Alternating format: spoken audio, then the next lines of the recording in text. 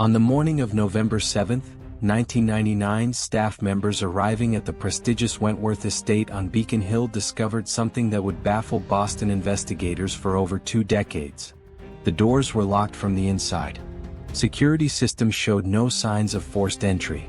The family's luxury vehicles sat undisturbed in the garage. But inside the historic brownstone mansion, valued at over $12 million, the entire Wentworth family had simply vanished. 4 people, 3 generations of Boston's elite, gone without a trace. No signs of struggle, no ransom demands, no bodies ever found. The breakfast table was set for a meal that was never eaten. Luggage sat packed in the upstairs hallway as if they'd been preparing for a trip.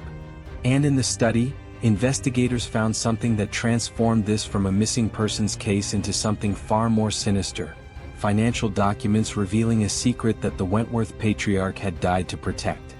Tonight, we're diving deep into one of Boston's most perplexing unsolved mysteries, a case that involves old money, hidden debts, mysterious fires, and a family that disappeared into thin air.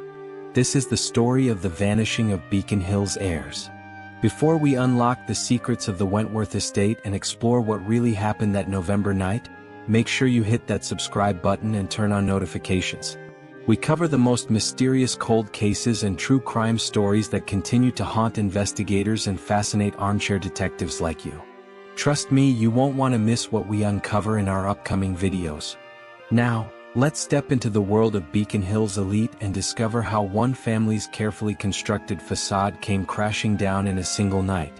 Beacon Hill in 1999 was exactly what it had been for over 2 centuries, one of Boston's most exclusive and prestigious neighborhoods, where cobblestone streets wound past historic brownstones and federal-style mansions that had housed generations of New England's oldest and wealthiest families. This wasn't new money trying to buy respectability. This was the kind of old money that whispered rather than shouted, that attended the same private clubs their great-grandfathers had founded, that summered in Martha's Vineyard and wintered in Palm Beach, that considered Harvard and Yale as family traditions rather than aspirations. The Wentworth family embodied everything Beacon Hill represented: wealth, tradition, discretion, and an unshakable belief in their own permanence.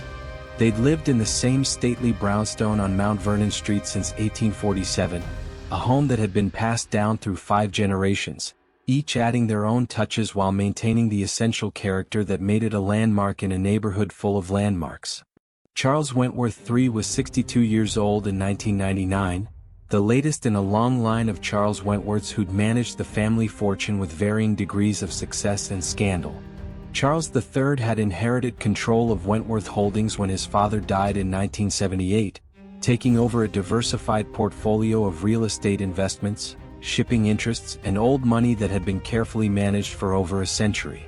Charles was everything you'd expect from someone of his background and position: educated at Phillips Exeter Academy and Harvard, member of the Somerset Club, trustee of several cultural institutions, and a fixture at Boston's most exclusive social events. He stood 6 feet tall with distinguished silver hair, wore custom-tailored suits from Savile Row, and carried himself with the quiet confidence of someone who'd never had to worry about money because it had always simply been there. Those who knew him socially described Charles as charming but reserved, generous with donations to approved causes but careful about who he associated with, traditional in his values but not inflexible, exactly the kind of man you'd expect to be managing a family fortune worth an estimated $80 million.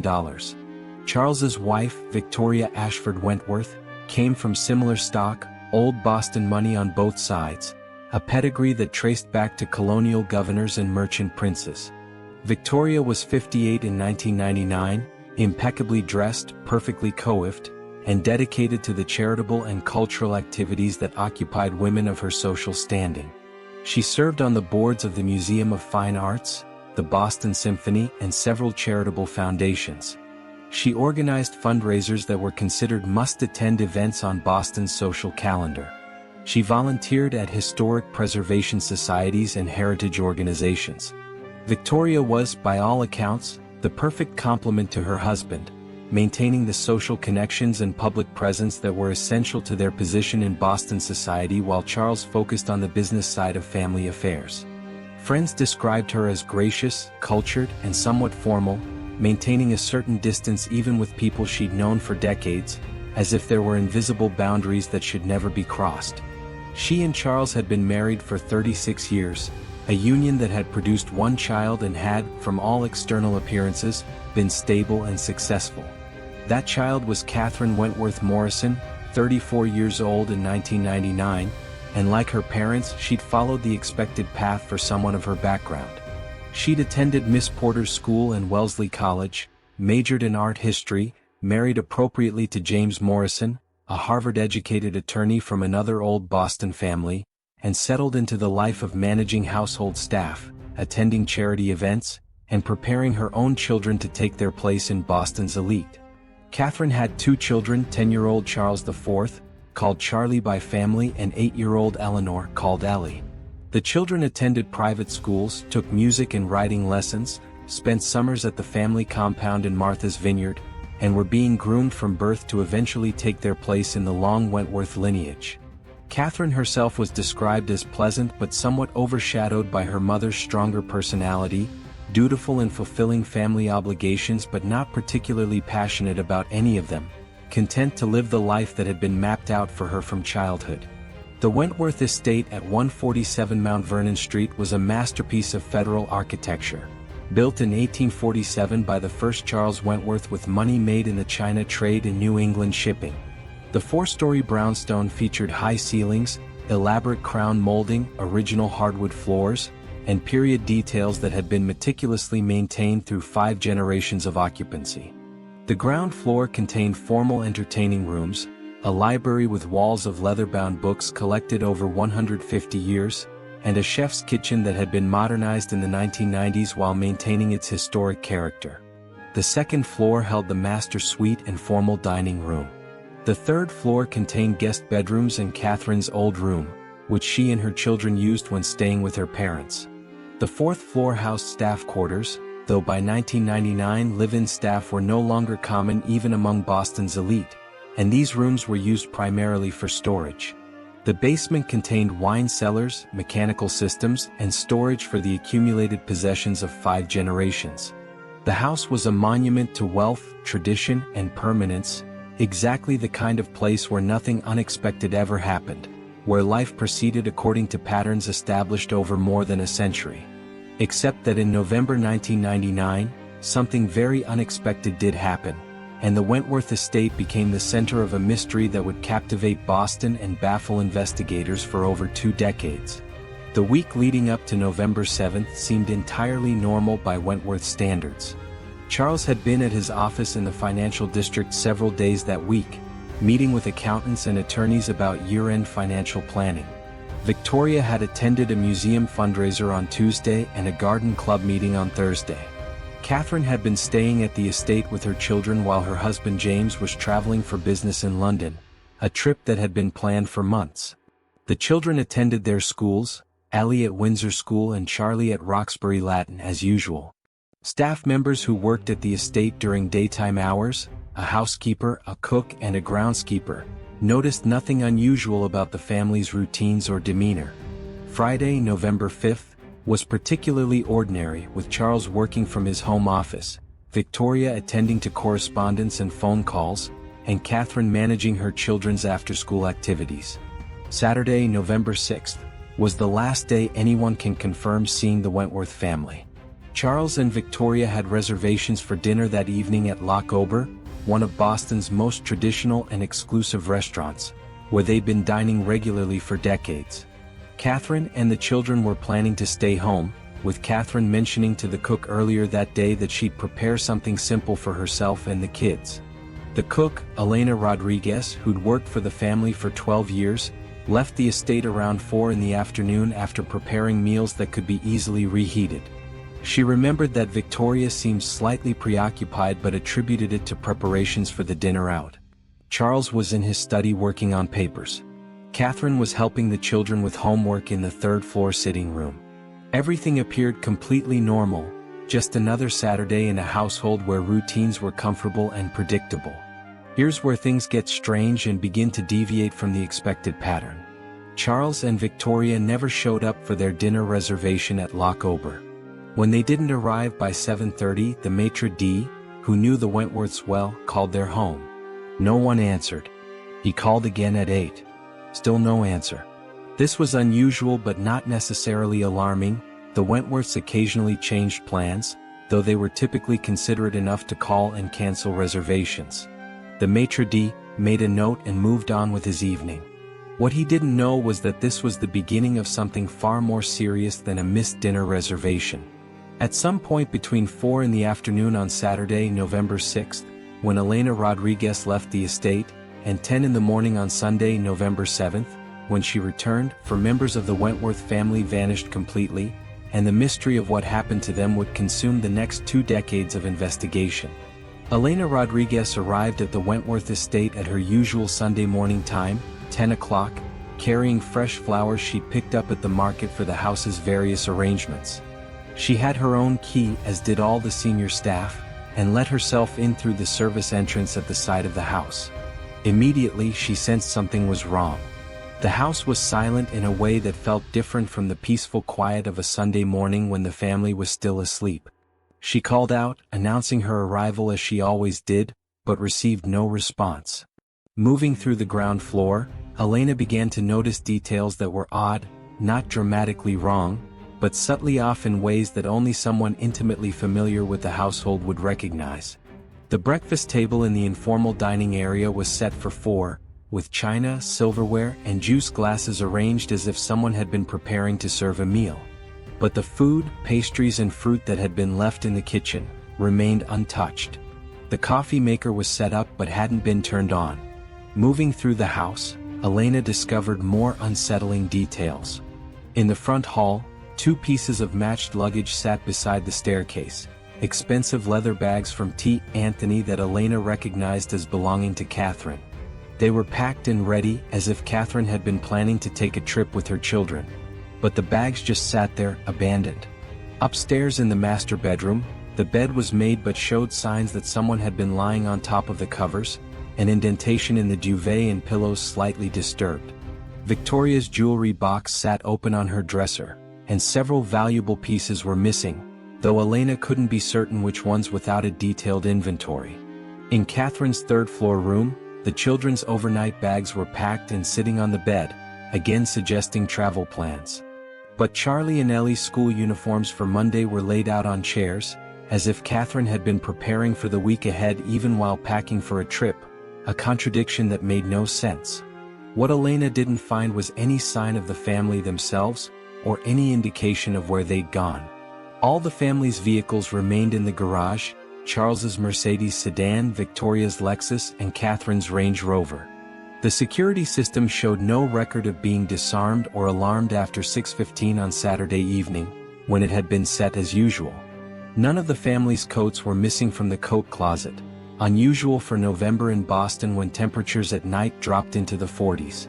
Catherine's purse sat on the console table in her room, containing her wallet, credit cards, and identification. The children's backpacks for school were in their rooms, ready for Monday morning. Every indication suggested the family had been planning to be home, or at least hadn't left for any extended trip, yet they were simply gone. Elena's first instinct was that perhaps the family had stepped out briefly, maybe for a walk or to visit neighbors, though this would have been unusual on a Sunday morning without the staff being informed. She waited, becoming increasingly anxious, calling out through the house and checking every room on every floor. She found no one. By 11 o'clock, Elena's concern had escalated to genuine alarm. She called Charles's cell phone and heard it ringing somewhere in the house. She tracked the sound to his study, where his phone sat on the desk beside his reading glasses and a legal pad covered with notes and calculations. Victoria's phone was in her handbag in her bedroom. Catherine's phone was in her purse upstairs. The family hadn't just left without their cars, coats, and belongings, they'd left without their phones, something that seemed increasingly impossible in 1999 when cell phones, while not as ubiquitous as they'd become, were still considered essential by most people, especially wealthy ones who used them for both business and personal matters. At 11:30, Elena called the Boston Police Department to report that something was very wrong at the Wentworth estate. The responding officers initially treated this as a routine welfare check, expecting to find the family had simply gone out and the housekeeper was overreacting. But when they arrived and began surveying the scene, they quickly realized this was something far more unusual. The house was locked from the inside, all doors secure, all windows latched.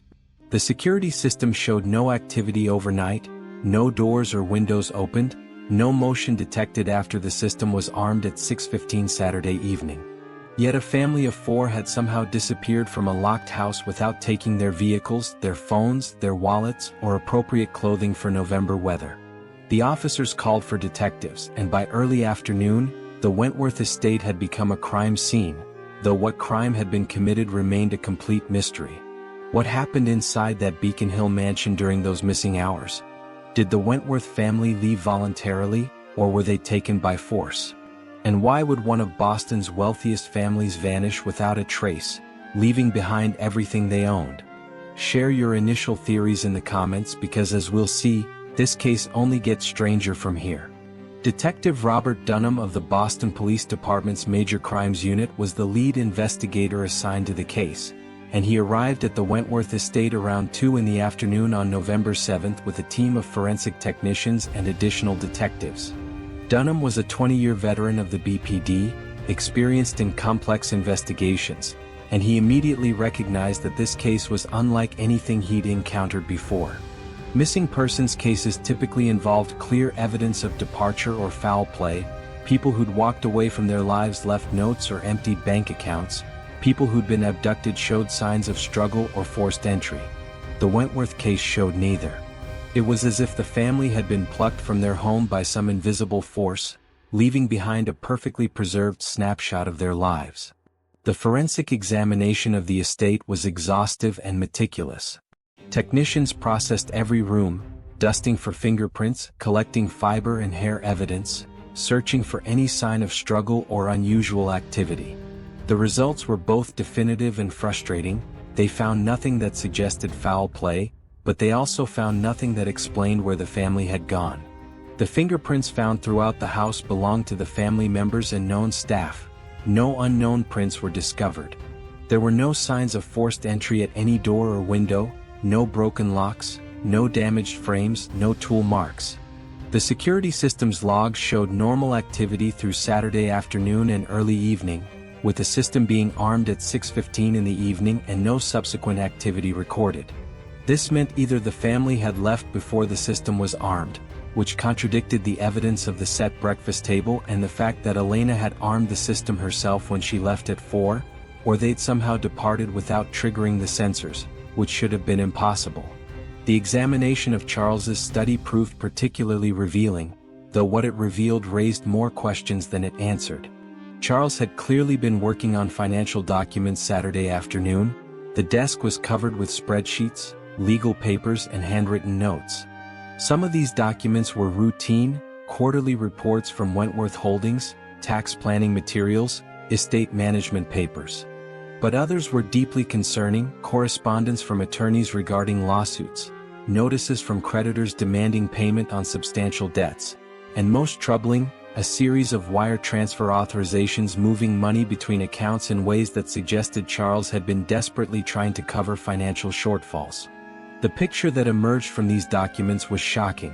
The Wentworth fortune, long assumed to be unassailable and permanent, was apparently in serious trouble, and Charles had been scrambling to prevent a financial collapse that would have destroyed his family's reputation and position in Boston society. As investigators dug deeper into the Wentworth family's finances, aided by court orders and cooperation from James Morrison, Catherine's husband, who'd returned immediately from London when he learned of his wife's disappearance, a disturbing story emerged. Charles Wentworth III, the careful guardian of his family's wealth, had apparently been anything but careful in recent years. Starting in the mid-1990s, Charles had made a series of increasingly risky investments, attempting to grow the family fortune through ventures that were far outside the conservative strategy that had preserved Wentworth wealth for generations. He'd invested heavily in technology stocks during the dot-com bubble, putting millions into companies that existed more as concepts than actual businesses. He'd purchased commercial real estate in markets he didn't understand, properties in cities across the country that had been pitched as sure things by aggressive brokers. He'd backed startup ventures proposed by people he'd met at his club, investments that should have raised red flags but that Charles had pursued out of some combination of greed, ego, and possibly desperation to prove himself as capable as his ancestors. By late 1999, many of these investments had collapsed or were collapsing. The tech stocks had become worthless as the dot-com bubble began to deflate. The real estate investments were underwater, properties worth far less than Charles had paid for them. The startup ventures had failed, taking millions with them. Even worse, Charles had borrowed extensively to fund these investments, using the family's real estate holdings and investment portfolio as collateral. He owed money to banks, private lenders, and investment partners who were becoming increasingly aggressive in their demands for repayment. The documents in Charles's study suggested he owed somewhere between $15 and $20 million to various creditors, a staggering amount even for someone of the Wentworth family's apparent wealth. And the truly devastating detail that investigators discovered was that Charles had apparently hidden all of this from Victoria, from Catherine, from James Morrison, from everyone in his family and social circle. He'd maintained the facade of the successful family patriarch even as the foundation was crumbling beneath him. The question that immediately arose was whether Charles's financial troubles had somehow led to the family's disappearance. Had creditors turned to more extreme measures to collect their debts? Had Charles made deals with dangerous people who'd finally come calling for repayment? Or had Charles himself orchestrated the family's disappearance as some desperate escape from the financial and social ruin that was about to consume them? Detective Dunham and his team began investigating everyone who had financial connections to Charles Wentworth, and what they discovered painted a picture of a man who'd been living on borrowed time, desperately moving money around to avoid the day of reckoning that was inevitably coming.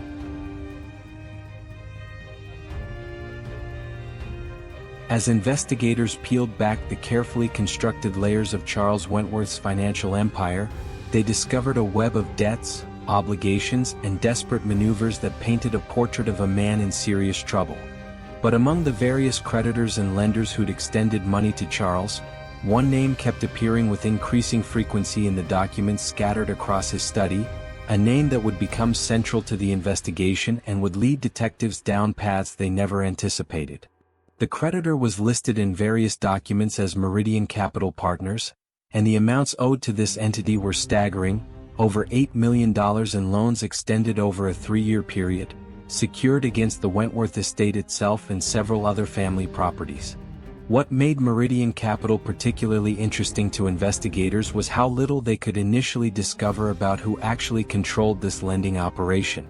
Detective Dunham assigned a team of investigators to trace Meridian Capital's corporate structure, ownership, and operations. What they found was a deliberately opaque maze of shell companies, offshore accounts, and nominee directors that seemed designed specifically to hide the true identity of who was behind the lending operation. Meridian Capital Partners was registered in Delaware, a common choice for corporations seeking privacy and favorable tax treatment. But the listed officers were attorneys who served as registered agents for hundreds of companies, providing no real information about actual ownership. The company's mailing address was a corporate services firm in Wilmington that existed solely to provide addresses for entities that wanted to maintain anonymity. Banking records, obtained through court orders, showed that Meridian's funds flowed through accounts in the Cayman Islands and Bermuda before reaching borrowers in the United States, another layer of obscurity that made tracking the money's origin nearly impossible. The loans that Meridian had extended to Charles Wentworth followed a pattern that financial investigators recognized as predatory, though technically legal. The initial loans had come with reasonable interest rates and terms, allowing Charles to believe he'd found a legitimate source of capital to fund his increasingly desperate investment schemes. But as Charles took out additional loans to cover losses from earlier investments, the terms became progressively worse, with interest rates climbing from reasonable to usurious, repayment schedules becoming more aggressive, and collateral requirements expanding to include virtually everything the Wentworth family owned. By late 1999, Charles was paying nearly $40,000 per month just in interest to Meridian Capital, an amount that was draining what remained of the family's liquid assets and forcing Charles to sell off investments at terrible prices just to make payments. The correspondence between Charles and representatives of Meridian Capital, found both in his study and later retrieved from his computer's email archives, revealed a relationship that had grown increasingly tense and threatening. Early emails were professional and courteous, discussing loan terms and repayment schedules in business-like language. But as Charles began missing payments in the summer and fall of 1999, the tone shifted dramatically. Representatives of Meridian, who never identified themselves beyond first names like David or Michael or Richard, began sending emails that were thinly veiled threats. They referenced the terms of the loan agreements, which apparently included provisions allowing Meridian to accelerate repayment and seize collateral if Charles defaulted. They mentioned that Meridian had ways of protecting its investments that went beyond traditional legal remedies. They suggested that Charles's family's reputation and safety could be at risk if the debts weren't satisfied. The emails stopped just short of explicit threats, carefully worded to maintain plausible deniability, but the message was unmistakable. Meridian Capital expected to be paid, and they were willing to use pressure beyond what legitimate lenders typically employed. Detective Dunham brought in FBI financial crime specialists to help unravel Meridian Capital's structure and identify its principles. What emerged from weeks of investigation was a troubling picture of an organization that operated in the gray area between legitimate private lending and organized criminal enterprise. The FBI's analysis suggested that Meridian Capital was likely controlled by individuals connected to organized crime, specifically Boston's remaining mob-affiliated operations that had survived the federal prosecutions of the 1990s. The lending operation served multiple purposes for these criminal organizations. It provided a way to launder money from illegal activities by running it through seemingly legitimate loans, it generated substantial returns through predatory interest rates, and it gave organized crime leverage over wealthy individuals who could be useful in various ways. Charles Wentworth, desperate for money and unable to obtain traditional financing due to his deteriorating financial position, had apparently walked directly into a trap, borrowing from people who were not bound by the normal rules of lending and who had methods of collection that went far beyond repossession and lawsuits. The investigators' theory began to crystallize. Had Charles Wentworth and his family been taken by representatives of Meridian Capital as punishment for defaulting on loans or as leverage to force repayment? The timing seemed to support this theory.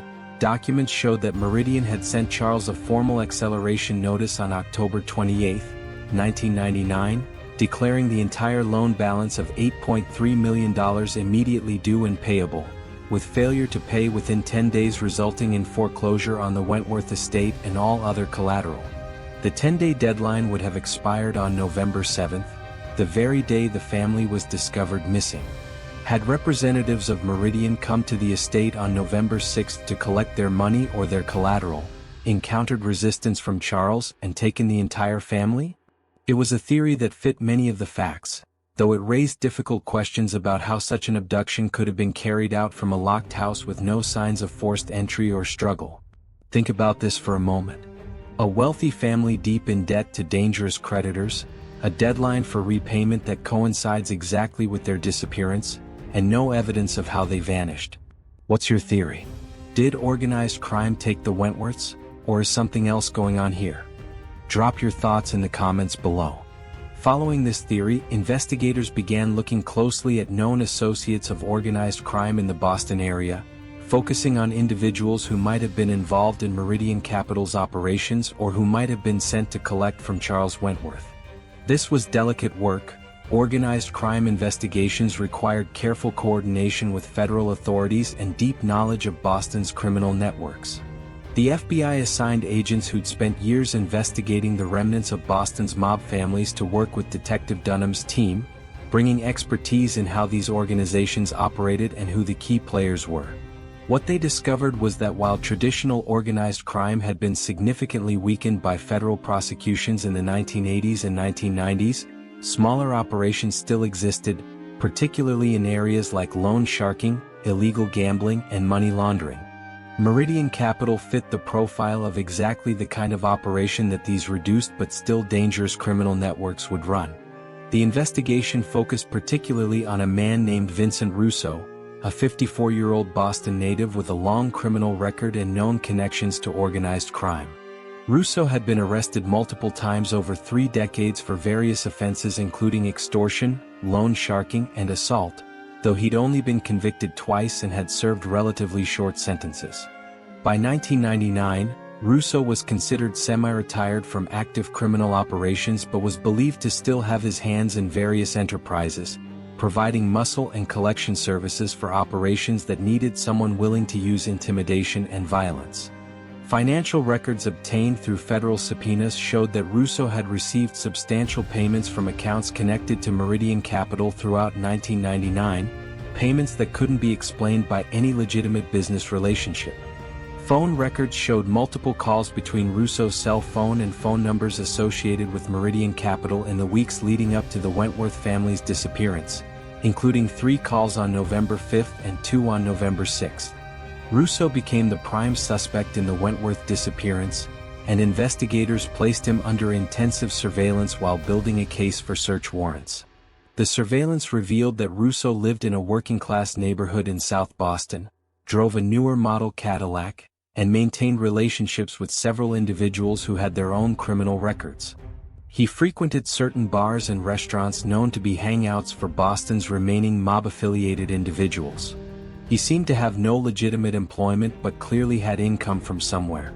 Everything about Vincent Russo screamed professional criminal, and the circumstantial evidence connecting him to Meridian Capital and potentially to the Wentworth family made him the focal point of the investigation by late November 1999. On December 3, 1999, investigators executed search warrants on Russo's home, his vehicle, and a storage unit he rented in Quincy. The searches yielded some interesting materials, documents related to various lending operations, records of payments received and debts owed, and notebooks containing what appeared to be collection notes and strategies.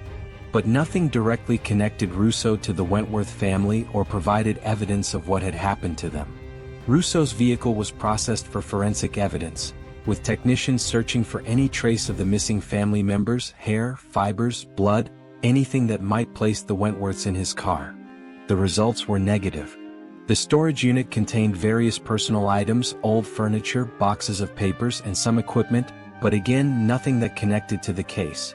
Russo himself, when brought in for questioning, invoked his right to remain silent and refused to answer any questions without his attorney present. His attorney, a criminal defense specialist named Thomas Gillespie who represented numerous organized crime figures, made clear that Russo would not be cooperating with the investigation in any way. Without direct evidence connecting Russo to the Wentworth disappearance, investigators couldn't charge him with anything related to the case. The circumstantial evidence, the connections to Meridian Capital, the phone calls, the payments received, was suggestive but insufficient to support kidnapping or murder charges without bodies, witnesses, or forensic evidence placing the family with Russo. Detective Dunham knew they were close to something important. The financial motive was clear, the connections between Charles Wentworth's creditor and a known criminal were documented, and the timing was too perfect to be coincidental. But knowing something and proving it in court were 2 entirely different things, and the investigation stalled as weeks passed without any new evidence emerging. The search for the Wentworth family expanded beyond Boston to regional and national levels. The FBI entered the case officially in mid-November, as the potential interstate nature of a kidnapping brought federal jurisdiction into play. Missing persons bulletins were distributed across the country with photographs and descriptions of Charles, Victoria, Catherine, and the 2 children. Investigators checked border crossings, airports, train stations, and bus terminals, looking for any sign that the family had traveled voluntarily or been transported by their abductors. Financial records were monitored for any activity on the family's credit cards or bank accounts. Any transaction would provide a lead to follow. Phone records were analyzed to see if any of the family's cell phones had been used after their disappearance. Every possible avenue was explored, but the results were uniformly negative. The Wentworth family had not used their credit cards, had not accessed their bank accounts, had not made any phone calls, had not been seen at any transportation hub. It was as if they'd ceased to exist the moment they vanished from their Beacon Hill home. James Morrison, Catherine's husband, became an unexpected source of information as investigators interviewed him extensively about the family dynamics and any problems that might have been brewing. Morrison had returned from London on November 8, immediately after being notified of his wife and children's disappearance, and had been cooperative with investigators from the start. What he revealed painted a more complex picture of the Wentworth family than the perfect facade they'd presented to Boston society. Morrison admitted that his marriage to Catherine had been strained in recent months, not due to any specific conflict but because Catherine had seemed increasingly unhappy with the life she was living, feeling trapped by expectations and obligations she'd never really chosen for herself. Morrison said Catherine had talked about wanting to do something different with her life, maybe going back to school, maybe starting a business, maybe just breaking free from the suffocating routine of charity events and social obligations that filled her days. He'd encouraged her to pursue whatever made her happy, but Catherine had always pulled back, saying it was impossible, that her mother would never accept it, that she had responsibilities she couldn't abandon. Morrison also revealed that Catherine had become increasingly concerned about her father's behavior in the months before the disappearance. She'd noticed Charles seemed stressed and distracted, spending long hours in his study, taking phone calls he wouldn't discuss, and occasionally making comments that suggested financial worries, though he'd never explicitly told Catherine anything was wrong. Victoria, according to Morrison, had maintained her usual routines and hadn't seemed aware of any problems, or if she was aware, she'd chosen not to acknowledge them, preferring to maintain the appearance that everything was fine even if privately she had concerns. This dynamic, the need to maintain appearances at all costs, seemed to be central to the Wentworth family culture, and Morrison wondered if it had somehow contributed to whatever had happened. Had Charles kept his financial problems secret until they exploded into crisis? Had his attempt to protect his family from the truth ultimately put them in danger? As December 1999 turned into January 2000, the investigation had generated thousands of pages of documents, hundreds of interviews and numerous theories, but no definitive answers about what had happened to the Wentworth family. The estate remained sealed as a crime scene, though investigators had finished processing it weeks earlier.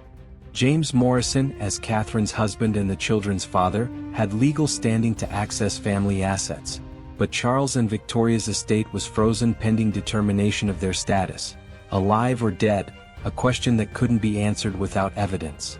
The case received extensive media coverage, with Boston's newspapers and television stations running regular updates and speculating about various theories. The story had everything that captured public attention: wealth, mystery, possible organized crime connections, and a family that had simply vanished without a trace. Then, on January 23, 2000, the investigation took a dramatic and tragic turn when a discovery 30 miles outside Boston transformed the case from a missing persons investigation into something far darker. A groundskeeper at a state park in Middlesex County, doing routine winter maintenance on park roads and facilities, noticed something unusual near a remote parking area that was rarely used in winter months. There were burn marks on the pavement and surrounding ground, evidence of a fire that had burned hot enough to leave scorch marks on the asphalt and char nearby trees. More concerning, in the center of the burned area sat what remained of a vehicle, so thoroughly consumed by fire that it was barely recognizable as a car. The groundskeeper called local authorities, who in turn notified the Massachusetts State Police. When investigators arrived and began examining the burned vehicle, they made several discoveries that immediately connected this finding to the Wentworth case. The vehicle was a late-model Range Rover, and despite the extensive fire damage, enough of the VIN plate remained intact to allow identification. The vehicle was registered to Catherine Wentworth Morrison. This was the third family vehicle, the one that investigators had noted was missing from the Wentworth estate's garage, though they'd initially believed all three family cars were accounted for because there were three vehicles present. Apparently, the family had owned a fourth vehicle that staff members hadn't known about or had forgotten to mention, or Catherine had acquired a second Range Rover that she'd been keeping elsewhere.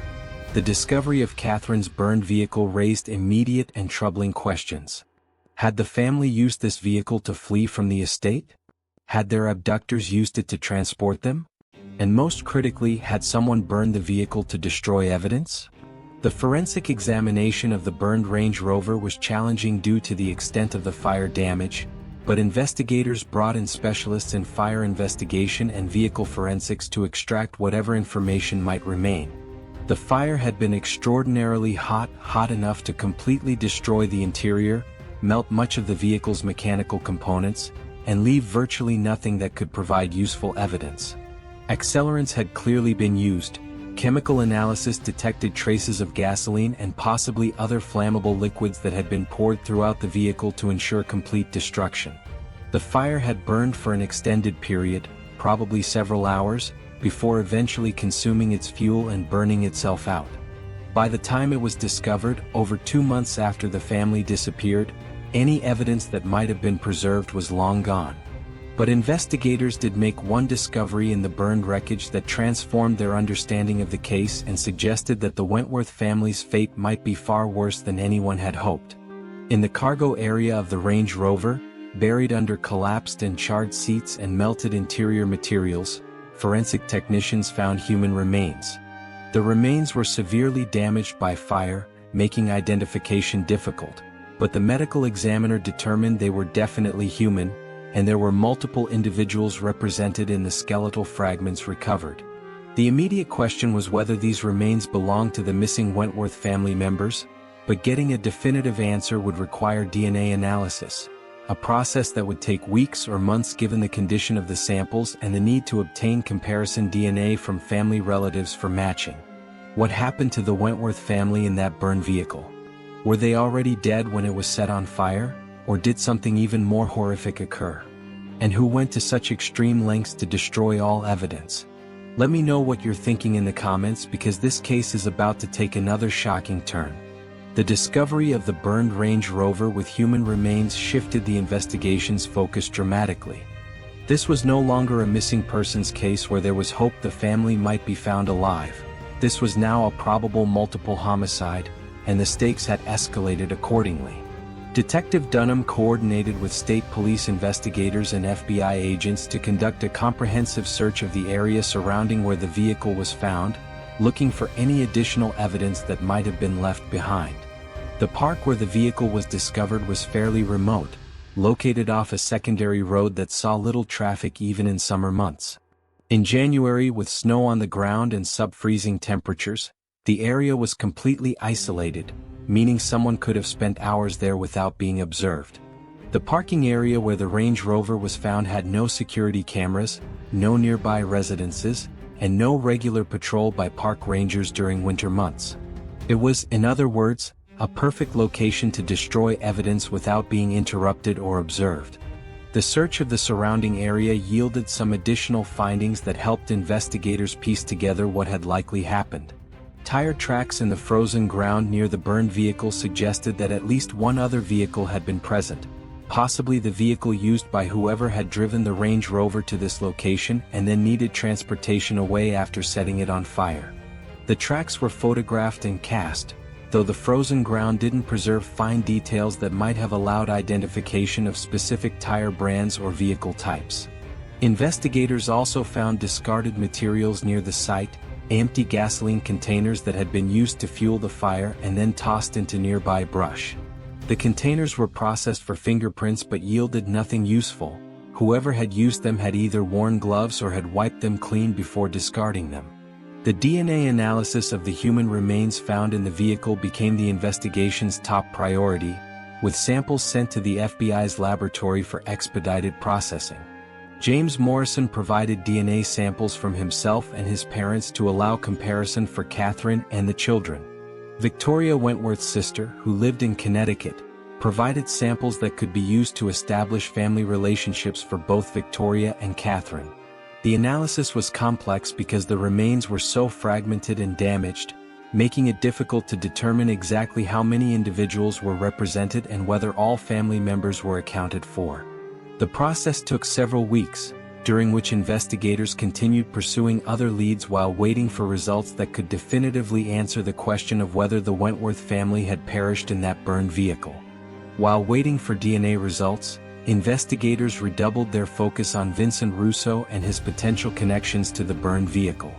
Surveillance of Russo had continued since the initial searches of his property, with investigators hoping he might lead them to evidence or associates who could be pressured to provide information.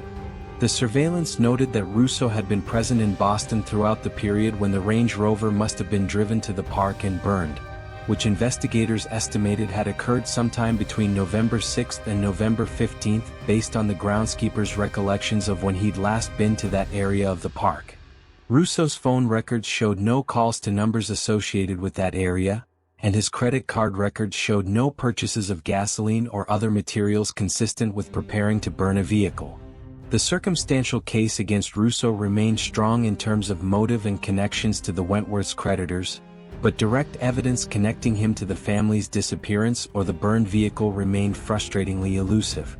Investigators also pursued the possibility that Charles Wentworth himself had orchestrated the family's disappearance, either as a desperate attempt to escape his financial problems or as a tragic murder-suicide driven by despair over his impending ruin. This theory fit some facts. Charles had the access and opportunity to move his family without raising immediate alarms. He had sufficient financial resources to potentially arrange for new identities and a life elsewhere, and he had a clear motive to want to escape the situation he'd created. But this theory struggled to explain the burned vehicle with human remains, unless Charles had killed his family and himself in some horrific act, then had an accomplice burn the evidence afterward. The idea that someone of Charles Wentworth's background and social position would murder his own family seemed almost inconceivable, yet investigators knew that financial desperation had driven seemingly normal people to unthinkable acts throughout history. By mid-March 2000, the DNA results came back from the FBI laboratory, and what they revealed was both definitive and incomplete. The human remains found in the burned Range Rover belonged to at least 3 individuals, all female. 2 were adults and 1 was a child or adolescent based on bone development. The DNA comparison confirmed that one of the adult females was Catherine Wentworth Morrison, positively matched to samples from her husband and parents-in-law. The child was identified as Eleanor Morrison, Catherine's 8-year-old daughter, matched through her father's DNA. The third individual, the other adult female, could not be definitively identified through the available comparison samples.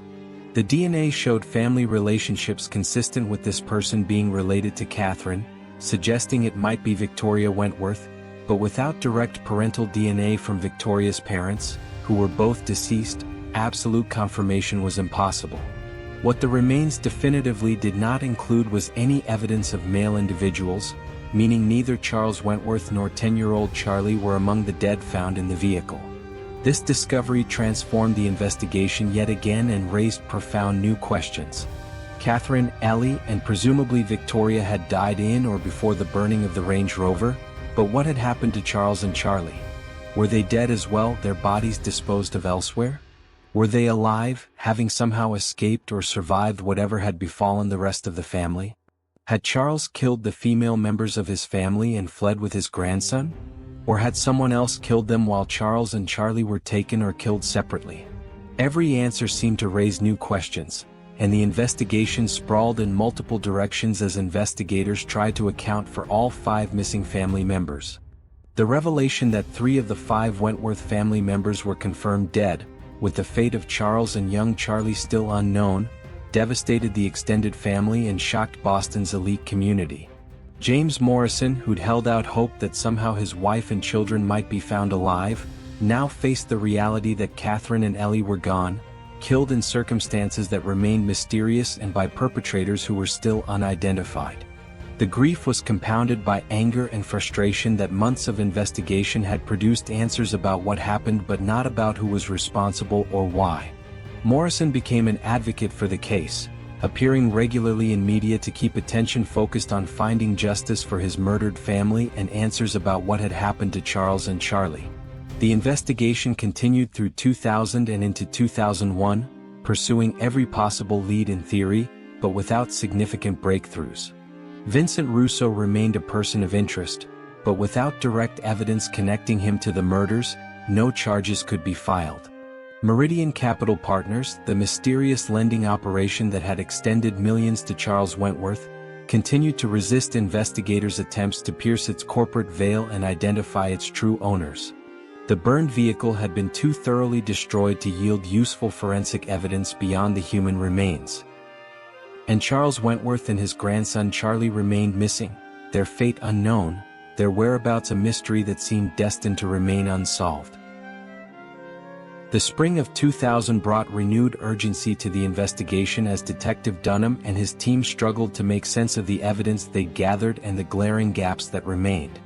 3 members of the Wentworth family were confirmed dead, murdered and burned in Catherine's Range Rover in what appeared to be a calculated attempt to destroy all forensic evidence. But Charles Wentworth and his 10-year-old grandson Charlie remained unaccounted for, and without bodies or evidence of what had happened to them, investigators faced an impossible question. Were they victims who'd been disposed of elsewhere, or were they somehow involved in the deaths of Catherine, Victoria, and Ellie? The latter possibility seemed almost unthinkable, suggesting a wealthy Boston patriarch had murdered his wife, daughter, and granddaughter, but Detective Dunham had learned over 2 decades of police work that people were capable of horrific acts when pushed to extremes, and Charles Wentworth had certainly been pushed to an extreme by his financial collapse.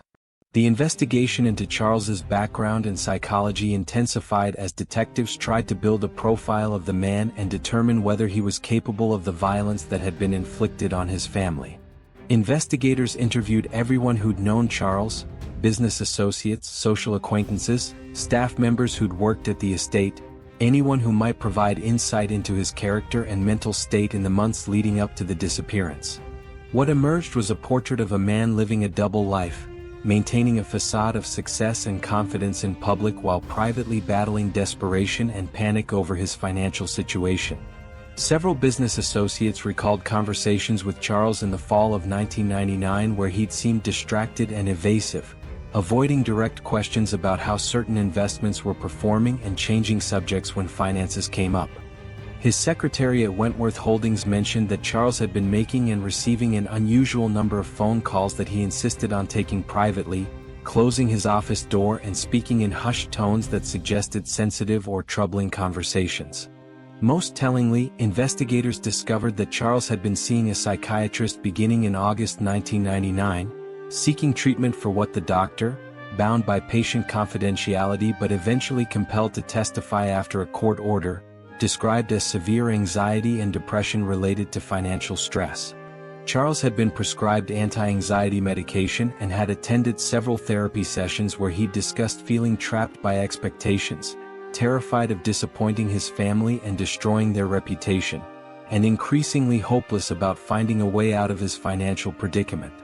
The psychiatrist, Dr. Leonard Hoffman, told investigators that Charles had never explicitly discussed thoughts of harming himself or others, which would have required the doctor to report such statements, but had expressed feelings of worthlessness and failure that concerned Dr. Hoffman enough that he'd recommended more intensive treatment. Charles had rejected this suggestion, insisting he could manage his problems and that no one could know he was seeking psychiatric help, as it would raise questions about his stability and judgment. This information painted a picture of a man in crisis, which supported the theory that Charles might have been driven to desperate acts by his circumstances. But it didn't provide definitive evidence of what had actually happened, and investigators remained divided on whether Charles was a victim or a perpetrator. Some members of the investigation team, particularly those who'd spent time examining the financial documents and understanding the pressure Charles was under, believed he'd snapped under the strain, killed his family in some moment of madness, and then either killed himself and Charlie elsewhere or fled with the boy to start over somewhere new. Others, including Detective Dunham, remained skeptical that Charles would have murdered family members, particularly his beloved grandson, and believed the more likely scenario was that someone connected to his debts, probably someone associated with Meridian Capital and possibly Vincent Russo, had killed the entire family and disposed of the bodies in different locations. The investigation's focus on Vincent Russo intensified through the spring and summer of 2000, with investigators convinced that if they could just find the right evidence or pressure point, they could break the case open. Surveillance continued, with investigators documenting Russo's activities, associates, and movements in exhaustive detail. They monitored his phone calls, tracked his financial transactions, and followed him everywhere he went, hoping he'd either lead them to evidence or make a mistake that would provide the opening they needed. But Russo was careful, almost certainly aware he was under surveillance and taking precautions to avoid giving investigators anything useful. He met associates in public places where conversations couldn't be recorded, he used pay phones rather than his cell phone for sensitive calls, and he maintained the appearance of someone who had nothing to hide even as his behavior suggested otherwise.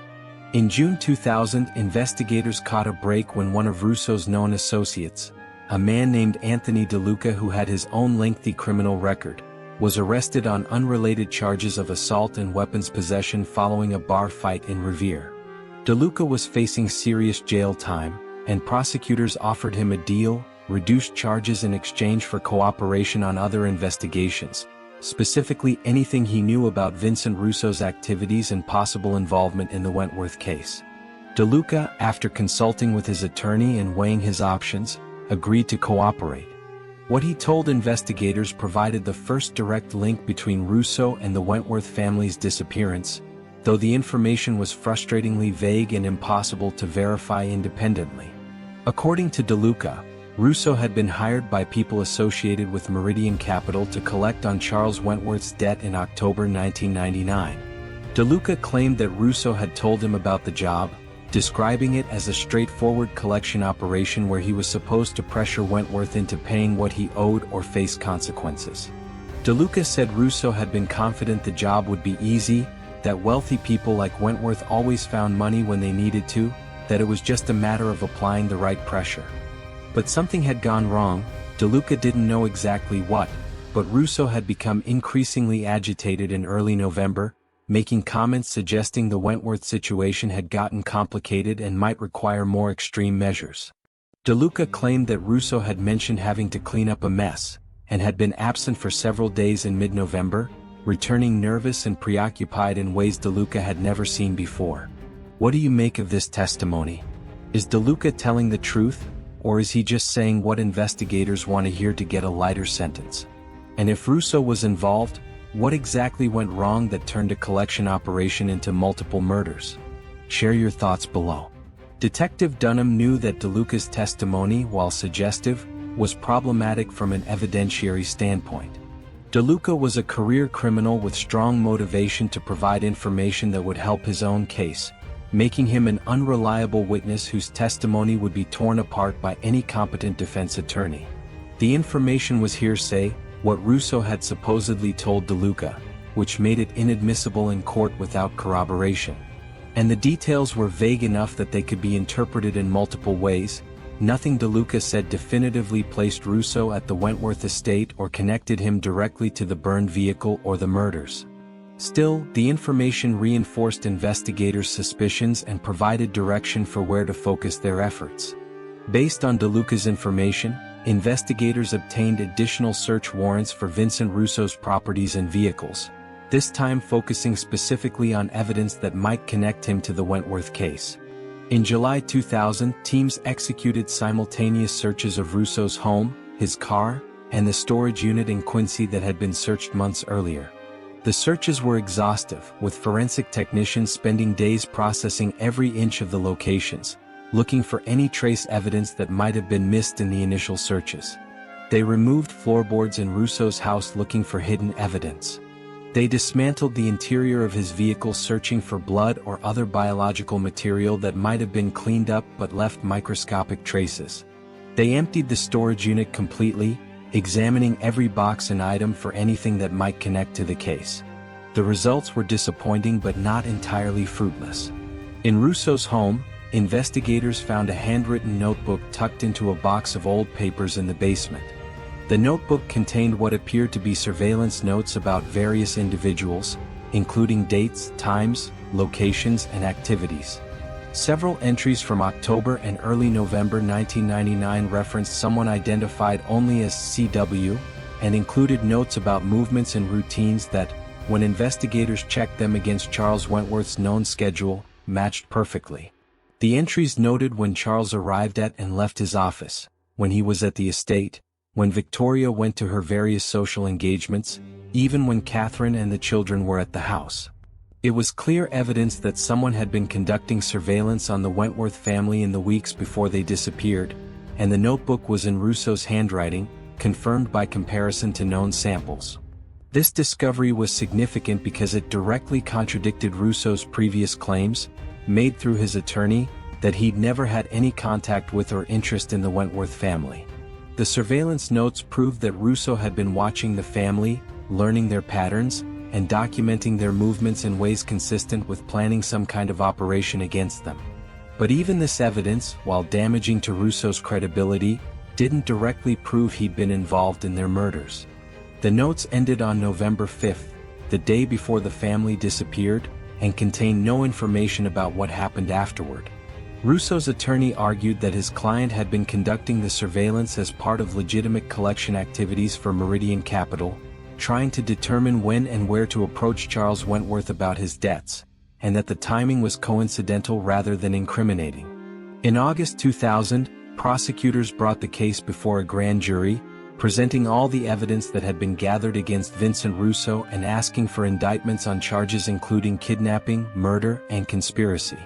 The grand jury heard testimony from dozens of witnesses, reviewed hundreds of documents, and examined all the physical evidence that had been collected.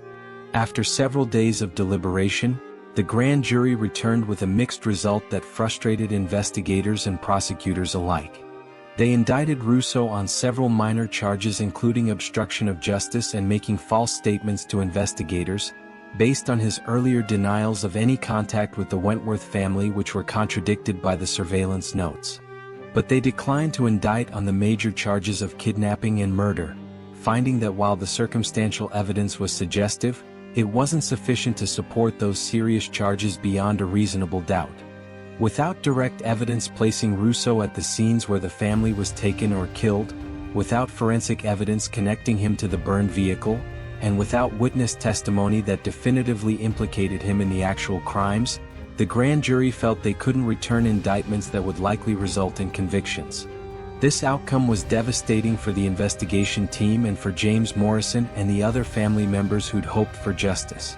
Russo was arrested on the lesser charges, posted bail immediately, and remained free while awaiting trial on charges that carried maximum sentences of only a few years even if convicted. The message was clear: the investigation had failed to build a prosecutable case against its primary suspect, and unless new evidence emerged, the murders of Catherine, Victoria, and Eleanor Wentworth Morrison would remain officially unsolved, and the disappearances of Charles and Charlie Wentworth would remain mysteries. The failure to secure major indictments against Russo led to significant changes in the investigation structure and approach. Detective Dunham, who'd been the lead investigator since the beginning, requested reassignment to other cases, feeling he'd taken the investigation as far as he could and that fresh eyes might see something he'd missed. The Boston Police Department's Major Crimes Unit assigned a new lead detective, Sarah Chin, a skilled investigator with a reputation for solving complex cases through meticulous attention to detail and innovative thinking. Chin took over the case in September 2000 and immediately began reviewing all the evidence with a fresh perspective, looking for angles that might have been overlooked or underexplored. Detective Chin's review of the case files led her to focus on an aspect that she felt hadn't received sufficient attention: the missing males, Charles and Charlie Wentworth. While previous investigators had theorized about what might have happened to them, Chin believed that understanding their fate was key to understanding the entire case. She began by questioning the assumption that Charles and Charlie had met the same fate as the rest of the family. What if they'd been separated from Catherine, Victoria, and Ellie before the murders occurred? What if they were still alive somewhere, either held captive or living under assumed identities? Chin ordered a renewed search effort focused specifically on finding any trace of Charles and Charlie, utilizing resources and databases that hadn't been fully employed earlier in the investigation. This renewed focus led to an interesting discovery in October 2000 when investigators learned that a man matching Charles Wentworth's description had been seen in Portland, Maine, approximately 2 weeks after the family's disappearance. The witness, a hotel clerk who'd been interviewed months earlier but whose information had been deemed not credible enough to pursue aggressively, insisted that a man who looked exactly like Charles Wentworth had checked into the hotel on November 20, 1999, using a credit card under a different name but behaving in ways that had stuck in the clerk's memory. The man had been nervous, had paid cash for incidentals even though he'd used a credit card to guarantee the room, had kept the Do Not Disturb sign on his door for the entire 3-day stay, and had checked out abruptly early one morning without explanation. The clerk remembered thinking at the time that the guest was hiding from something or someone, but hadn't connected it to the Wentworth case until months later when he saw Charles's photograph in a news story. Detective Chin traveled to Portland to interview the hotel clerk personally and review whatever records still existed from that November booking. The credit card used to guarantee the room had been under the name Robert Henderson, and when investigators traced it, they discovered it was a prepaid card purchased with cash at a convenience store in New Hampshire, impossible to connect to any specific individual. The hotel's security camera footage from November 1999 had long since been recorded over, so there was no visual confirmation of whether the guest had actually been Charles Wentworth. But the clerk remained adamant in his identification, and when shown photographs of Charles mixed with photos of other men of similar age and appearance, the clerk picked out Charles without hesitation. This lead suggested that Charles might have survived whatever happened to the rest of his family and had been on the run in the immediate aftermath.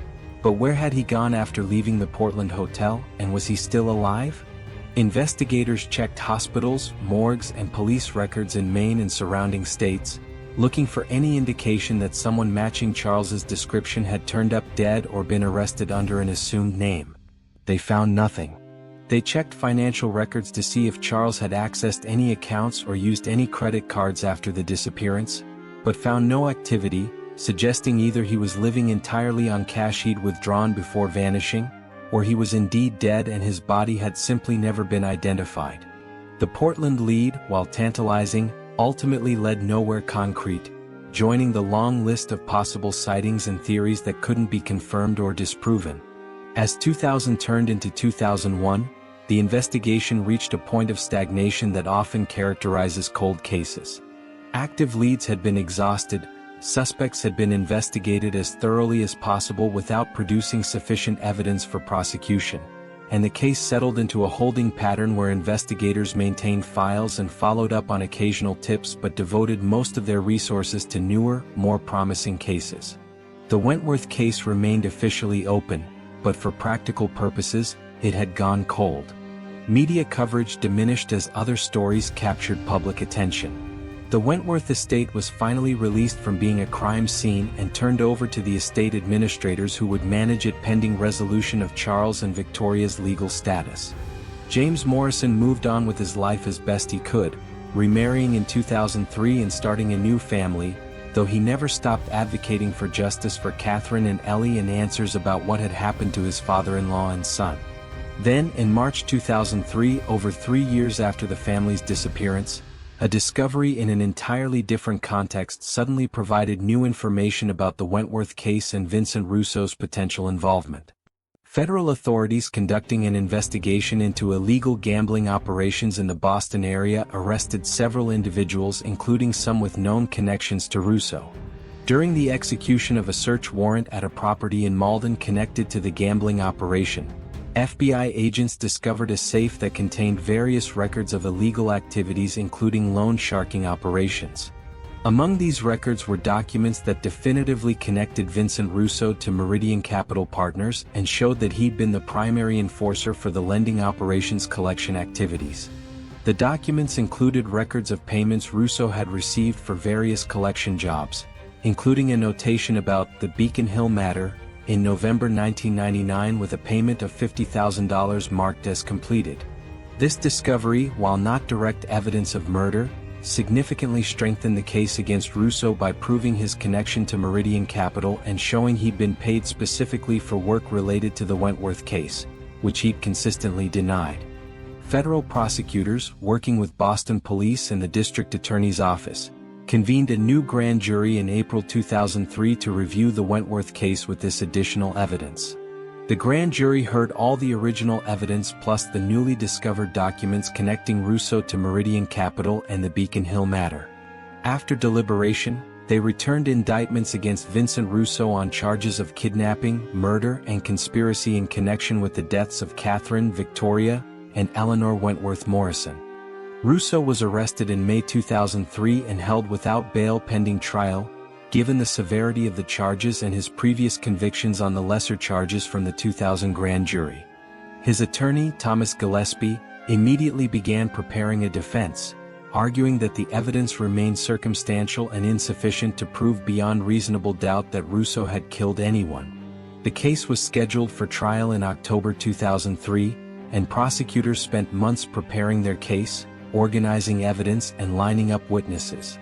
James Morrison and the extended Wentworth family finally had hoped that justice might be served and that they'd learn the truth about what had happened to their loved ones. But in a development that shocked everyone involved in the case, Vincent Russo never made it to trial.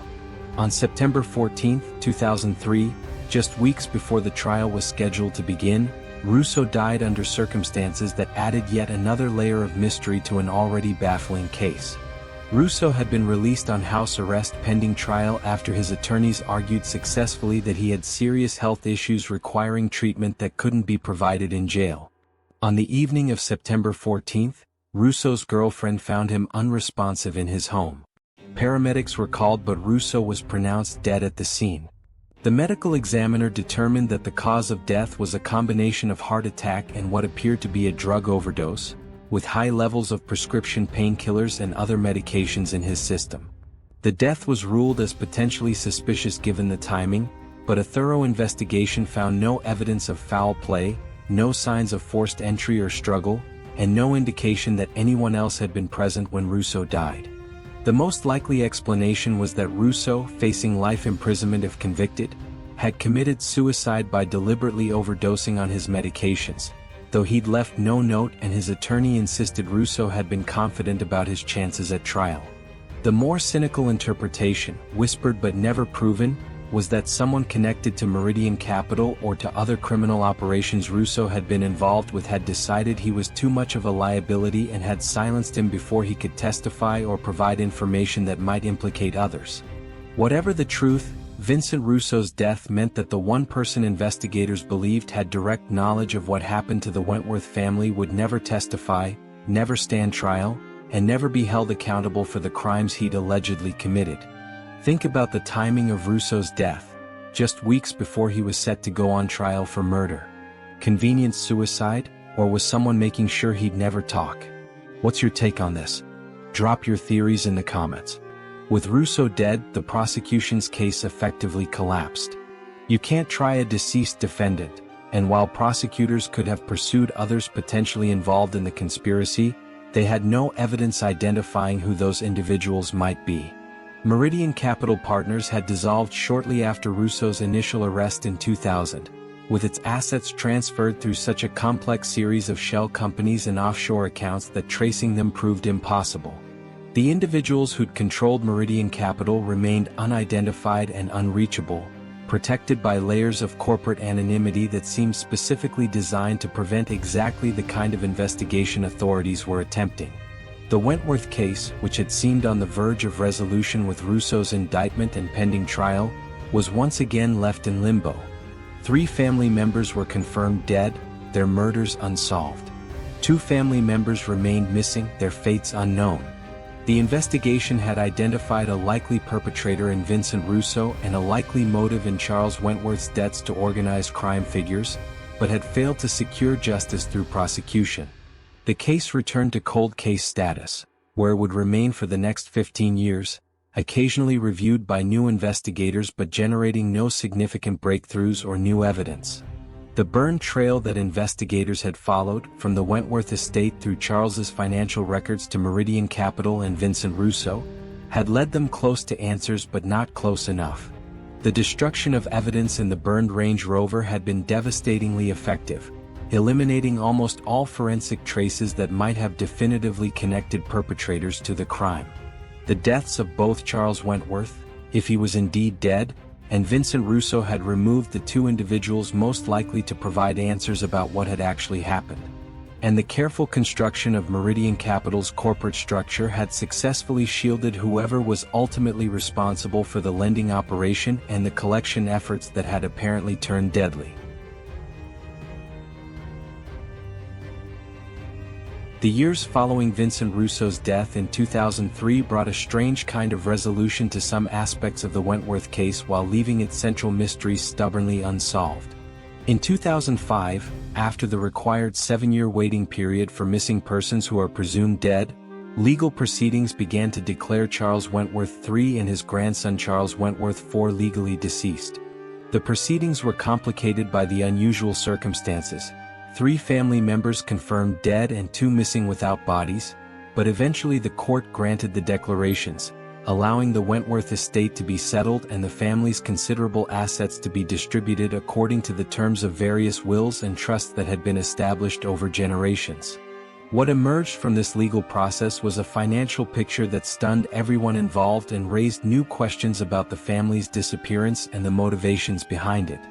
The settling of the estate revealed that despite Charles Wentworth's catastrophic investment losses and the crushing debts he'd accumulated, the core Wentworth family fortune had been protected by trusts established decades earlier by Charles's father and grandfather. These trusts, which held the majority of the family's real estate including the Beacon Hill estate, several other properties in Boston and Martha's Vineyard, and substantial investment portfolios, were structured in ways that prevented Charles from accessing or borrowing against them beyond certain annual distributions. The trusts were designed specifically to protect family wealth from being squandered or lost by any single generation, a common practice among old money families who'd seen too many fortunes destroyed by reckless heirs. What this meant in practical terms was that while Charles had indeed lost millions of dollars and owed millions more to various creditors including Meridian Capital, the bulk of the Wentworth fortune remained intact, protected in trusts that would pass to the next generation. The total value of the Wentworth estate, including all properties, trusts, and remaining investments after Charles's debts were paid, was estimated at approximately $65 million in 2005. This represented a significant decline from the $80 million the family had been worth in 1999, reflecting both Charles's losses and the legal expenses involved in settling the estate, but it was still an enormous fortune. The question of who would inherit this wealth became the focus of complex legal proceedings that dragged on for years. Under the terms of the various trusts and wills, the primary beneficiaries should have been Charles's descendants, but with Catherine confirmed dead and both Charlie and Charles himself declared legally deceased, the line of succession became murky. James Morrison, as Catherine's widower, had some claims, but he'd remarried and had children with his new wife, complicating his standing. Victoria's extended family, including her sister and various cousins, also had potential claims. And there were charitable foundations and institutions named in various documents that argued for their bequests to be honored. The legal battle over the Wentworth fortune lasted until 2008, when a settlement was finally reached that divided the estate among various parties. James Morrison received approximately $15 million in recognition of his status as Catherine's husband and the father of her children who'd also perished. Victoria's sister received $10 million as Victoria's closest living relative. The remainder was divided among charitable institutions, with the Wentworth estate itself being donated to a historic preservation trust with the stipulation that it be maintained as a museum and educational center about Boston's history.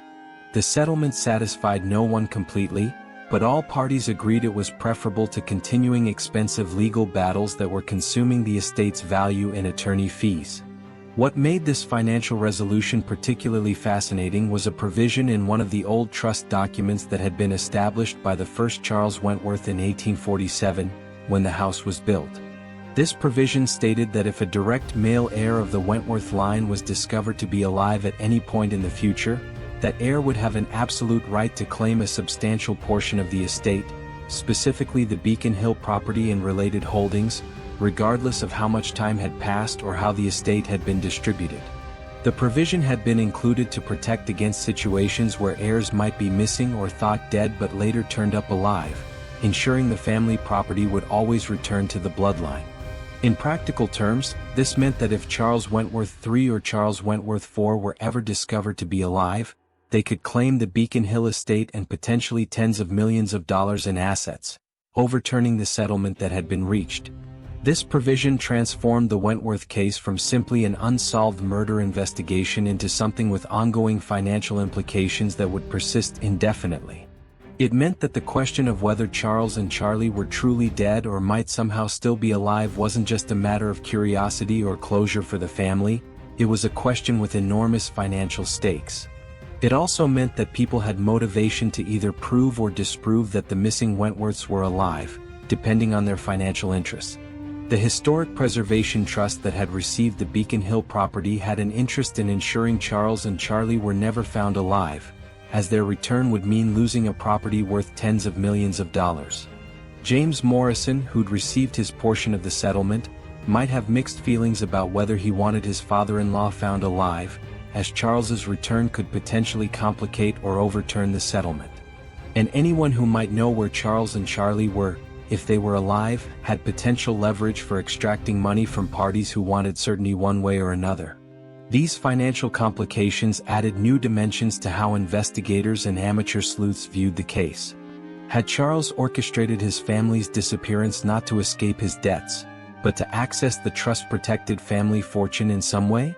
Had he killed the female members of his family to eliminate competing heirs and then disappeared with Charlie to lay low until the estate could be settled and then claimed? This theory seemed almost impossibly cynical and evil, suggesting Charles had murdered his wife, daughter and granddaughter for money, but investigators had seen greed drive people to terrible acts before. The theory had problems, most notably that Charles couldn't have claimed the estate while in hiding because doing so would have required coming forward and facing investigation and probable prosecution for the murders, but it provided another possible explanation for the bizarre circumstances of the case. In 2010, renewed interest in the Wentworth case came from an unexpected source when a team of investigative journalists from Boston Magazine decided to do a comprehensive 10-year anniversary feature on the disappearance. The journalists, led by veteran reporter Michael Chin, spent months reviewing the case files, interviewing everyone connected to the investigation, and pursuing leads that police had either missed or been unable to follow due to resource constraints. Their investigation, published as a series of articles in late 2010 and early 2011, provided the most comprehensive public accounting of the case that had ever been produced and generated significant public interest and discussion. The articles revealed details about Charles's financial problems that hadn't been previously reported, included interviews with former associates of Vincent Russo who provided anonymous accounts of his activities, and raised provocative questions about whether the investigation had been as thorough as it should have been. One particularly interesting aspect of the journalists' investigation was their analysis of reported sightings of Charles and Charlie Wentworth over the years since the disappearance. There had been dozens of such sightings across the United States and even internationally, with people claiming to have seen the missing pair in locations ranging from Florida to California to Mexico to various European countries. Most of these sightings had been investigated by police and determined to be cases of mistaken identity or attention-seeking false reports, but the journalists identified several that they felt deserved more serious consideration. These included a 2002 report from a social worker in New Mexico who'd encountered a man and boy living under assumed names who matched the Wentworth's descriptions and who'd fled when the social worker started asking questions. A 2005 sighting by a retired FBI agent in Vancouver who was certain he'd seen Charles Wentworth in a bookstore but lost track of him in a crowd, and a 2008 report from a teacher in rural Oregon who taught a boy for one semester who she later became convinced was Charlie Wentworth before the boy and his guardian suddenly withdrew from the school and disappeared. Do any of these sightings seem credible to you? Could Charles and Charlie really have survived and been living under new identities for over a decade? Or is this just wishful thinking and mistaken identity? Let me know what you think in the comments below. The journalists' investigation also uncovered some troubling information about the original police investigation's handling of evidence and pursuit of leads. Through Freedom of Information Act requests and interviews with investigators who'd worked the case, they discovered that several potentially significant leads had been inadequately pursued due to resource constraints, jurisdictional issues, or simple oversight. For example, there had been reports of a suspicious vehicle seen near the state park where the burned Range Rover was found on multiple occasions in the weeks before the vehicle was discovered. But these reports had never been thoroughly investigated because they came from different police jurisdictions and weren't properly coordinated.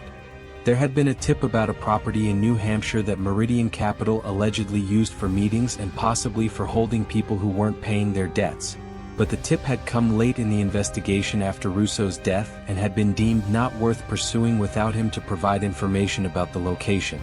Most controversially, the journalists revealed that there had been tension between Boston police and the FBI over how the investigation should be conducted, with disagreements about strategy and jurisdiction that had led to some duplication of effort and other gaps in coverage. Detective Dunham, the original lead investigator who'd since retired, gave candid interviews acknowledging that the investigation could have been better coordinated and that some opportunities had probably been missed. He defended the overall quality of the investigation given the circumstances and resources available, but admitted that the case's complexity and the involvement of multiple agencies had created challenges that weren't always handled optimally. These revelations led to renewed criticism of how the case had been investigated and calls for it to be reopened with fresh resources and perspective.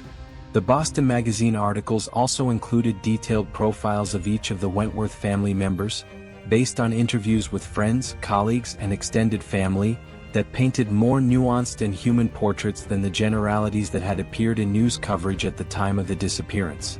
These profiles revealed family dynamics and individual personalities that provided context for understanding what might have happened. Victoria Wentworth emerged as more than just a society wife. She'd been intelligent and perceptive, had managed significant charitable organizations with skill, and according to her sister, had suspected something was wrong with the family's finances in the months before the disappearance but had been shut out by Charles when she tried to discuss it. Catherine was revealed to have been more unhappy and conflicted than her public persona suggested, struggling with depression and questioning whether the life she was living was really what she wanted, though she'd never taken concrete steps to change her circumstances. The children, Charlie and Ellie, were remembered as bright and engaging kids who'd been close siblings despite the 2-year age gap. Perhaps most significantly, the profile of Charles Wentworth included interviews with people who'd known him well and who provided insights into his psychology and potential for violence. The consensus was that Charles had been proud, image-conscious, and deeply committed to maintaining his family's reputation and position, but that he'd also been fundamentally decent and had genuinely loved his family. Several people who'd known Charles for decades expressed absolute disbelief that he could have harmed his family members, suggesting that if he'd been involved in their deaths, it must have been accidental or defensive rather than premeditated. Others noted that Charles had become increasingly erratic and unpredictable in the months before the disappearance, suggesting that the pressure he was under might have pushed him to act in ways that were completely out of character. The profile couldn't answer whether Charles was a victim or a perpetrator, but it provided a more complete picture of the man at the center of the mystery. The renewed attention generated by the Boston Magazine investigation led the Boston Police Department to assign a detective to review the case with fresh eyes in 2011. Detective Marcus Webb, who joined the force after the original investigation and had no preconceptions or attachments to previous theories, spent 6 months going through every document, interview transcript, and piece of evidence, looking for anything that might have been missed or undervalued. Webb's review identified several areas where he felt additional investigation could be worthwhile, particularly around the reported sightings of Charles and Charlie that had been dismissed perhaps too quickly and around the property in New Hampshire that Meridian Capital had allegedly used. Webb requested and received approval to pursue these leads, though with limited resources that reflected the reality that this was a cold case competing for attention with active investigations. Webb's investigation into the New Hampshire property lead proved particularly interesting. Through careful research and by talking to people who'd been involved with Meridian Capital in various capacities, Webb identified a property in the White Mountains that had been owned by a shell company connected to Meridian during the relevant time period. The property was a remote cabin on several hundred acres of forest, accessible only by a long dirt road and completely isolated from neighbors.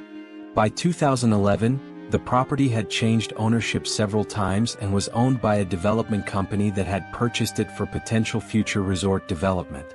Webb obtained permission to search the property and brought in cadaver dogs and ground-penetrating radar equipment to check for buried remains. The search of the property took several days and covered both the cabin and the surrounding acreage. The ground-penetrating radar identified several anomalies that warranted excavation, spots where the soil density was different in ways that could indicate digging and backfilling. The excavations were conducted carefully by forensic archaeologists, and what they found was both promising and ultimately disappointing. At one excavation site, they discovered bones that initial examination suggested were human, but laboratory analysis determined they were actually animal bones, probably from deer that had been hunted and processed on the property. At another site, they found decomposed fabric and other materials that might have been clothing or other personal items, but nothing that could be definitively connected to the Wentworth case. The search was thorough and professional but yielded no evidence that Charles or Charlie or anyone else connected to the case had been at the property. Webb also investigated the most credible reported sightings of Charles and Charlie, traveling to New Mexico, Oregon, and Vancouver to interview the witnesses and examine whatever evidence might still exist.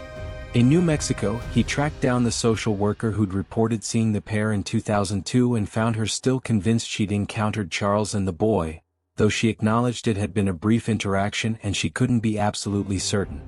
The man and boy had been living in a remote area, had given names that the social worker later couldn't verify, and had vanished within days of her asking questions about their background for welfare eligibility purposes. Webb tried to track where they'd gone but found no trail to follow after 9 years. In Oregon, he met with the teacher who'd been convinced one of her students was Charlie Wentworth, and she showed him the boy's school records and even some artwork he'd created. Webb compared the artwork to samples of Charlie's schoolwork from before the disappearance and found some similarities in style and ability, but nothing definitive enough to prove it was the same child. The boy and his guardian had withdrawn from school suddenly in the middle of the year and left no forwarding address. The Vancouver sighting, reported by a retired FBI agent named Daniel Brooks who'd worked organized crime cases during his career, was perhaps the most intriguing. Brooks had been shopping in a bookstore in 2005 when he'd noticed a man who he felt certain was Charles Wentworth, looking older and grayer but with distinctive features and mannerisms that Brooks recognized from having studied the case during his FBI career. Brooks had been about to approach the man when the person had noticed him, made eye contact, and immediately turned and left the store quickly. Brooks had followed but lost the person in the crowded street. Brooks remained convinced to this day that he'd seen Charles Wentworth, and Webb found him credible and experienced enough that the sighting couldn't be easily dismissed. But without any way to track where Charles had gone from that bookstore in 2005, the lead went nowhere. Webb's investigation, while professionally conducted and diligent, ultimately produced no breakthrough in the case. His conclusion, outlined in a detailed report filed in 2012, was that the evidence remained insufficient to determine definitively what had happened to Charles and Charlie Wentworth, though he felt the balance of probability suggested they were deceased rather than living under assumed identities. Webb noted that surviving for over a decade without accessing any of their previous resources, without making any mistakes that would reveal their identities, and without any confirmed sightings despite the case's high profile would require extraordinary discipline and planning. He felt it was more likely that Charles and Charlie had been killed by the same people who killed the rest of the family, and that their bodies had been disposed of in a location where they'd never been found, perhaps buried in a remote area or weighted and dumped in the ocean.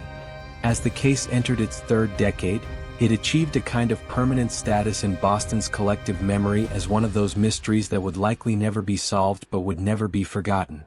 The Wentworth estate, now operated as a museum by the Historic Preservation Trust, included exhibits about the family and the unsolved disappearance, presenting the case with appropriate sensitivity but acknowledging it was part of the property's history. Tour guides would show visitors the rooms where the family had lived, the study where Charles had worked on his financial documents, the breakfast table that had been set for a meal never eaten. The museum attracted visitors interested in both Boston history and true crime, and it generated revenue that helped maintain the property while keeping the case in public consciousness. In 2015, advances in DNA technology led to a re-examination of the human remains that had been recovered from the burned Range Rover 16 years earlier. The original DNA analysis had confirmed identities for Catherine and Ellie and had suggested but not definitively proven that the third victim was Victoria. New testing methods allowed for more complete DNA profiles to be developed from the degraded samples, and comparison with additional family reference samples confirmed beyond doubt that all three victims in the vehicle were Catherine, Victoria, and Eleanor. This eliminated any remaining uncertainty about their identities but provided no new information about what had happened or where Charles and Charlie were. The case also became the subject of numerous true crime podcasts, documentary proposals, and books over the years, with amateur investigators offering theories ranging from the plausible to the completely outlandish.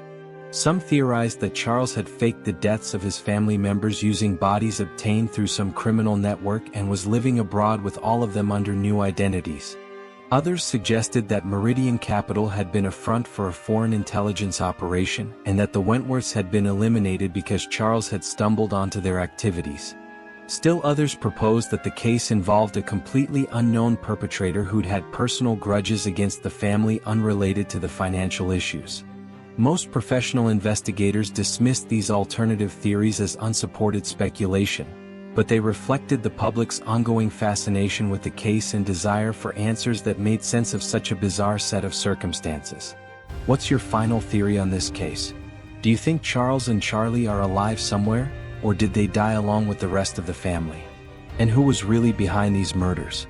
Leave your thoughts in the comments, because even though this case may never be officially solved, the discussion and search for truth continues. In 2018, on the eve of the 20th anniversary of the disappearance, James Morrison gave a lengthy interview to the Boston Globe reflecting on the case and its impact on his life. Morrison, now remarried with teenage children from his second marriage, spoke candidly about the challenges of moving forward while never having complete closure about what happened to his first wife and children. He described the grief of losing Catherine and Ellie, the frustration of not knowing what happened to Charles and Charlie, and the anger he still felt toward whoever had destroyed his family. Morrison said he'd made peace with the likelihood that he'd never know the complete truth, but that he continued to hope that someday, somehow, evidence would emerge that would finally explain what happened that November weekend in 1999. He spoke appreciatively of investigators who'd worked the case over the years and criticized those who'd proposed sensational theories without evidence. Most poignantly, he talked about how he tried to keep Catherine's and Ellie's memories alive for his new children, sharing stories and photographs so they'd know about the sister and niece they'd never met. The 20th anniversary also prompted the Boston Police Department to announce that the case would undergo another comprehensive review using current investigative techniques and technologies. A task force was assembled including detectives, FBI agents, and forensic specialists, and they were given access to all the original evidence and records. The review took over a year and involved re-interviewing witnesses whose memories or willingness to talk might have changed over 2 decades, applying new forensic techniques to old evidence, and examining whether any connections to other cases had been missed. The results, announced in 2020, provided some incremental new information but no major breakthroughs. Advanced DNA analysis of materials recovered from Vincent Russo's properties confirmed his DNA was present on some of the surveillance notes about the Wentworth family, strengthening the evidence of his involvement. Digital forensics applied to Charles Wentworth's computer recovered some deleted files that provided additional details about his financial dealings and the pressure he was under, but nothing that changed the basic understanding of the case. The task force's final report concluded that while the case remained technically unsolved, the most likely scenario was that representatives of Meridian Capital, including Vincent Russo and probably others, had abducted and murdered the entire Wentworth family as punishment for Charles's defaults on his loans and as a message to other borrowers about the consequences of failing to pay. The report theorized that Catherine, Victoria, and Eleanor had been killed and their bodies burned in the Range Rover to destroy evidence, while Charles and Charlie had been killed and their bodies disposed of differently, possibly buried or dumped at sea, to make it impossible to determine exactly what had happened. The report acknowledged this was circumstantial and couldn't be proven without confession or discovery of additional evidence, but represented the consensus view of experienced investigators who'd examined all available information. As we reach the end of this deep dive into the Wentworth case, we're left with more questions than answers. A wealthy Boston family vanished from their locked mansion, 3 confirmed murdered and 2 missing without a trace. millions of dollars in unclaimed inheritance waiting if the missing two are ever found alive. An investigation that came close to answers but never quite got there, stymied by destroyed evidence, uncooperative witnesses, and the death of the primary suspect before trial. It's a case that has everything that makes true crime compelling: mystery, money, possible organized crime, and a tantalizing possibility that somewhere out there, answers still exist waiting to be discovered. The legacy of the Wentworth disappearance extends beyond just the unsolved mystery. The case led to changes in how financial institutions report suspicious lending patterns that might indicate organized crime involvement. It prompted reforms in how multiple law enforcement agencies coordinate on complex investigations spanning jurisdictions. It highlighted the importance of preserving evidence even when cases seem unsolvable, as the 2018 review proved that advances in technology can extract new information from decades-old evidence. And it serves as a reminder that even in places like Beacon Hill, among families who seem insulated by wealth and status, terrible things can happen that defy explanation and challenge our assumptions about safety and security. For James Morrison and the extended Wentworth family, the case represents an ongoing wound that never quite heals. Every reported sighting of Charles or Charlie, every new theory proposed by amateur investigators, every anniversary that passes without resolution, reopens the pain and frustration. They've learned to live with ambiguity and uncertainty, but they've never stopped hoping that someday, whether through deathbed confession, discovery of remains, or some other unexpected development, they'll finally know the complete truth about what happened on that November weekend in 1999. The Wentworth estate still stands on Mount Vernon Street in Beacon Hill, now a museum visited by thousands every year who come to see where one of Boston's most prominent families lived and vanished. Tour guides tell the story with appropriate drama, showing visitors the rooms where the family spent their final hours, the study where Charles worked on financial documents that revealed his desperate situation, the breakfast table set for a meal that was never eaten. The house has been perfectly preserved, frozen in time like some macabre memorial to a mystery that may never be solved. And somewhere, whether in graves that have never been found, or living under assumed names in places investigators never thought to look, Charles Wentworth III and his grandson Charles Wentworth IV remain the final pieces of a puzzle that has obsessed investigators and fascinated the public for over 2 decades. Their fate, whatever it may be, holds the key to understanding what really happened to the Wentworth family. Until that key is found, the case of the vanishing of Beacon Hill's heirs will remain one of Boston's most enduring mysteries, a reminder that even in our modern age with all our technology and investigative techniques, some secrets remain stubbornly hidden, and some questions remain heartbreakingly unanswered. The disappearance of the Wentworth family stands as one of the most perplexing unsolved cases in American true crime history.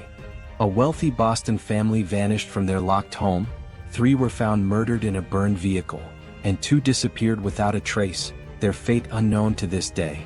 Despite intensive investigation, identification of likely suspects, and decades of follow-up work, the case remains officially unsolved with a $65 million inheritance that could still be claimed if the missing family members are ever found alive. If you've been captivated by this deep dive into the Wentworth mystery, please give this video a thumbs up and share it with anyone who loves unsolved mysteries and true crime cases. Make sure you're subscribed to the channel with notifications turned on, because we'll continue bringing you the most fascinating and perplexing cases that challenge investigators and capture the public imagination. Leave a comment below with your theory about what really happened to the Wentworths. Do you think Charles and Charlie are alive somewhere, or were they killed along with the rest of the family? Who do you think was ultimately responsible? Organized crime figures connected to Meridian Capital, Charles himself in some act of desperation, or someone else entirely? And what other unsolved cases would you like us to cover?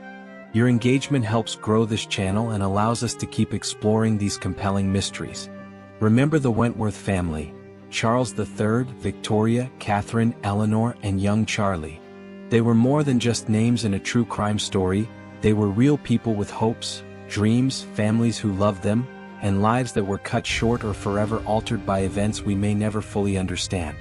Their case reminds us that mysteries can persist even in our modern age, that wealth and status provide no protection against tragedy, and that sometimes the truth remains hidden no matter how many investigators search for it or how much time passes.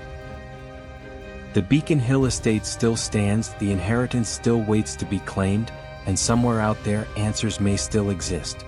Until those answers emerge, the vanishing of Beacon Hill's heirs remains an open question, a cold case waiting for the break that will finally bring it into the light.